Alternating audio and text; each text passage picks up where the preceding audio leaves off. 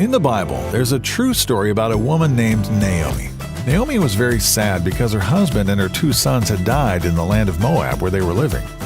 Naomi was left with the wives of her 2 sons. One was named Orpah and the other was named Ruth. At first, Naomi was very sad. She didn't know what to do.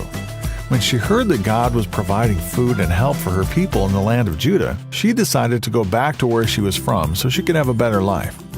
When Orpah and Ruth wanted to go with Naomi, she insisted they stay in Moab, the land they were from. This made the girls very sad. They cried, saying, "We want to go back to your people with you." But Naomi insisted the girls go back to their families. Orpah decided to go and said goodbye, but not Ruth. Ruth told Naomi she couldn't leave her. Ruth wanted to go where Naomi went. She wanted Naomi's people to be her people.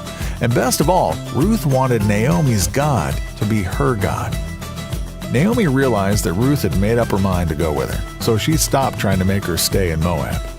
The 2 women went on their way to Naomi's hometown. When they arrived, it was time for the harvest, and all of the fields were full of wheat.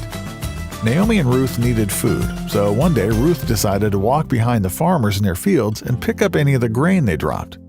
The field she went to work in belonged to a man named Boaz. Boaz was Naomi's relative and saw Ruth working. He thought about how kind she was to help Naomi. Boaz wanted to take care of Ruth, so he told his workers to let extra grain fall to the ground for Ruth to have. Boaz fell in love with Ruth, and they were eventually married.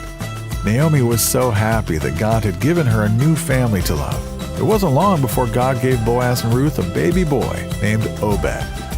There's a promise in Psalm 46:1 that says, "God is our protection and source of strength. He is always ready to help us in times of trouble." God kept this promise and was with Naomi and Ruth, giving them protection and the strength they needed.